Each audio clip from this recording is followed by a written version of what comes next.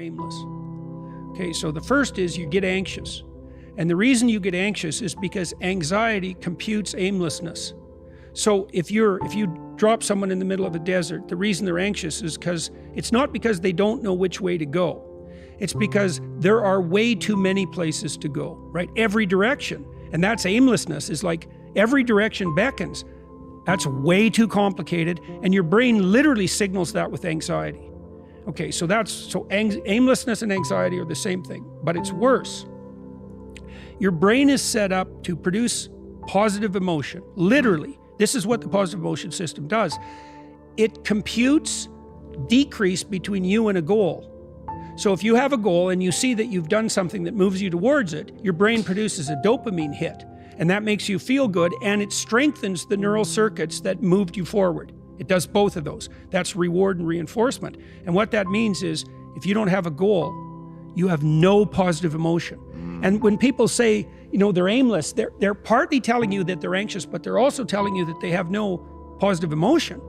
So then you say, well, what sort of goal should you have? Because that's the next question, right? And the answer to that is, well, ask yourself.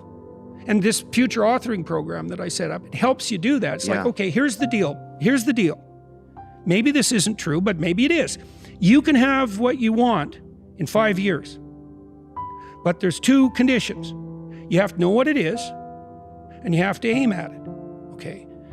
Okay, so let's say you're willing to play that game. Might be wrong, because who knows, you're going to get run over by a bus tomorrow, but you know, you're going to play the game. Okay, now the next step is, all right, you probably want to have an intimate relationship. Now maybe not, but probably, but assuming you do, imagine, pretend like you're a kid. You get to have an intimate relationship. What does it look like? What does it look like when your wife greets you when you come home from work? What does your sex life look like, right? What do you do for entertainment? How do you treat each other? You need a fantasy, just like a little kid playing house, right?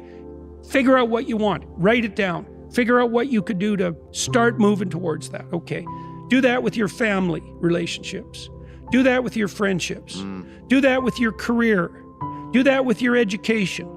Think about your misuse of alcohol and drugs and other things that might drag you down. If you want to drink, it's like, you want to be a bumbling Barney Gumble idiot?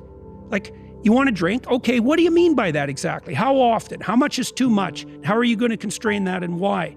Develop a vision, and you have to do that in dialogue with yourself, right? It's like, if I could have what I wanted, what would satisfy me? And you might think, well, I could never get that. And I could say, well, maybe not, but I'll tell you one thing, man. You can move towards it. And I know that everyone who knows the underlying neuroscience knows this. Almost all the pleasure is in the moving toward. So even, you know, you don't want to set up a goal that's so high that there's just no possibility that a schlub like you could ever manage it. But God only knows what your upper limit is, you know. But if you set up a goal that you think is, you know, just on the edge of conceivability, then every time you move even a tiny bit towards that, you're going to think, good work, man, good work. You get a little kick from that. You get a little stronger from that. And that works like a charm. Yeah, you bet. You bet. An end of aimlessness. The end of aimlessness. That's the desert in Exodus, eh? When the Egyptians leave the Pharaoh, they leave tyranny, right? And everybody thinks, oh my God, we're out of tyranny. Now it's freedom. Everything's great. That isn't what happens. They go into the desert. They're aimless. They're slaves. They have no capacity for self-governance. They have no vision of their own. They leave the tyranny, and now they're somewhere worse. They're out in the aimless desert. And part of the reason people like tyranny, even their own, is because they don't want to be aimless in the desert. It's why some people go back to prison. Absolutely. Absolutely. It's why after the Soviet Union collapsed, it's why so much of the population was nostalgic for Stalin. You bet. It's also why Lot's wife, there's a story of Lot's wife, when Sodom and Gomorrah are destroyed, she looks back. God turns her into a pillar of salt, right? You don't look back. When you escape somewhere terrible, you don't look back and long to be there. But it means you have to develop a new vision. Right. If you don't develop a new vision, then part of you will look back just because you want to have some organization. Your brain wants to have organization. Some direction. Right. That's right. That's right. Here's another rule. This is a terrifying rule.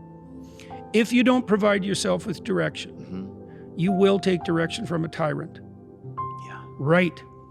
Right. So, and you might say, well, why should I take responsibility? You asked that, you know, it's like, Yeah. I'm afraid of my own goals because of the responsibility. It's like, well, you're either going to be responsible to yourself, or you're going to be responsible to a tyrant, or you're going to be absolutely lost. That's your option set. Yeah, right. That's it. Yeah, bet. Pick 'em. Pick one: tyranny, slavery, or something approximating visionary self-determination.